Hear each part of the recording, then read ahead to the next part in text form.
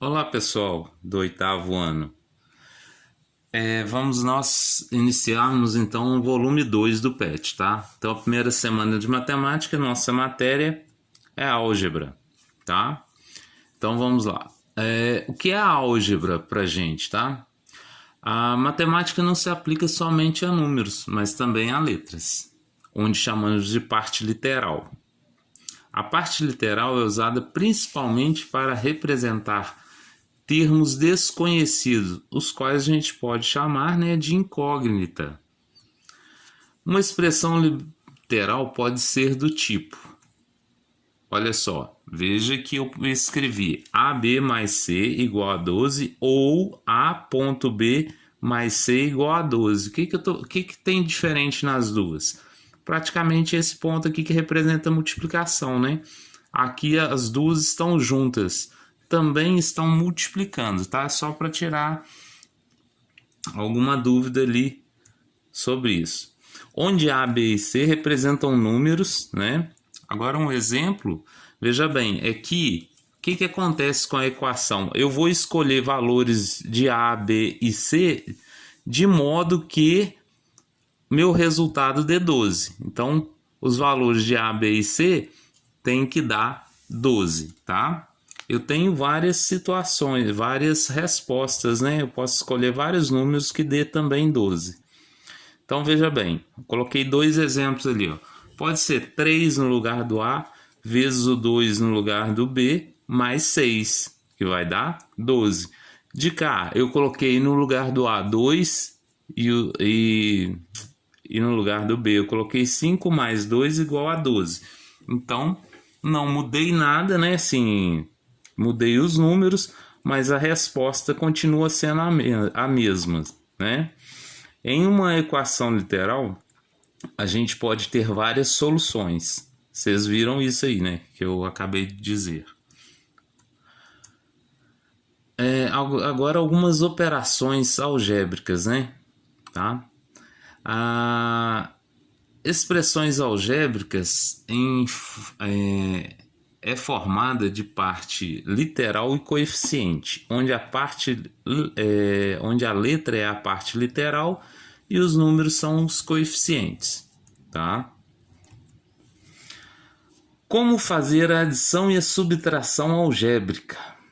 A gente só pode somar ou subtrair letras quando temos as mesmas letras e o mesmo expoente, tá? Vou colocar aqui alguns exemplos.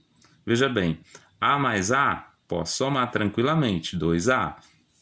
X mais 4y, ó, x mais 4x, vai dar o quê? 5x.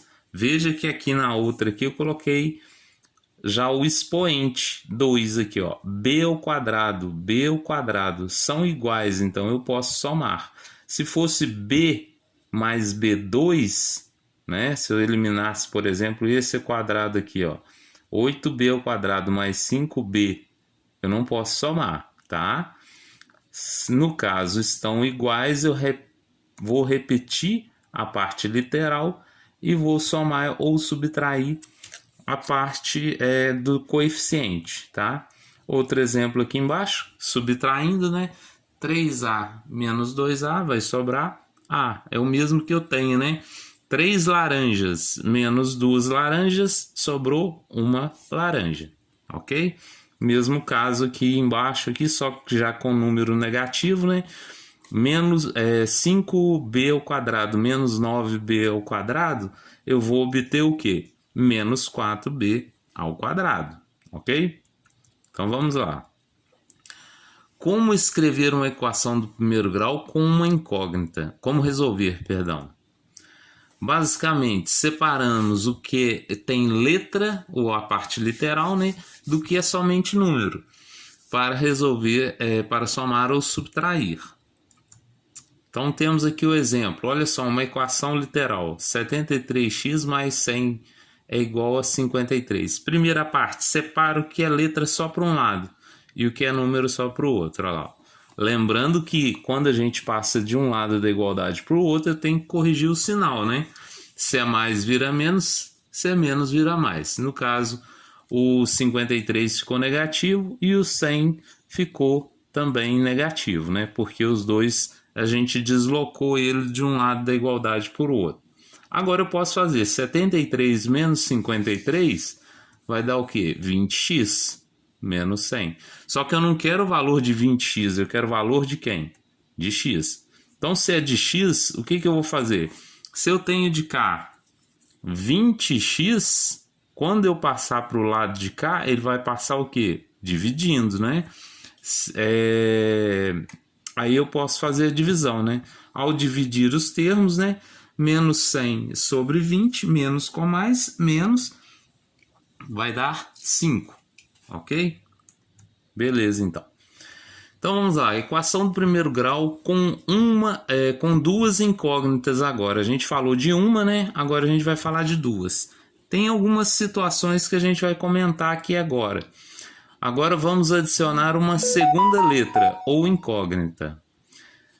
Veja bem, 5x mais 2y igual a 21. Nesse modelo, chamamos o x e o y de par ordenado, onde a gente escreve sempre a resposta, né, como sendo x e y, tá? Esse aqui é meu par ordenado. Dentro do parênteses sempre vai representar um par ordenado. Se eu tiver dois números dentro do parênteses, nesse formato, eu terei um par ordenado, onde é obrigatório o primeiro sempre ser x e o segundo sempre ser y. Importantíssimo, tá? Se houver a troca ali da sequência, fica errado, tá? Então, neste formato, podemos dizer que o par ordenado 5 e menos 2, veja bem, 5 e menos 2, eu sou obrigado a saber que o 5 é x e o menos 2 é y, tá? Eu não preciso te informar isso aqui, porque isso aqui é obrigação agora você decorar esse formato aqui, ó, x e y. Então, como que eu vou resolver? Vou onde tiver x, eu vou pôr o 5. E onde tiver y, eu vou pôr o menos 2. Então, substituindo na equação, vou ter o quê? Sempre que eu substituir, por favor, coloque parênteses para evitar problemas com sinais, tá? Veja bem, tenho 5 vezes 5, né? Que era o lugar do x, e 5 vezes menos 2 no lugar do y. Então, 5 vezes 5, vou ter o quê? 25. Mais com menos, menos 2 vezes 2, 4. 25 menos 4, vou obter 21. Então, o objetivo é o quê?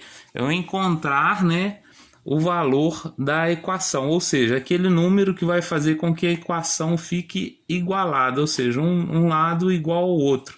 21 é realmente igual a 21.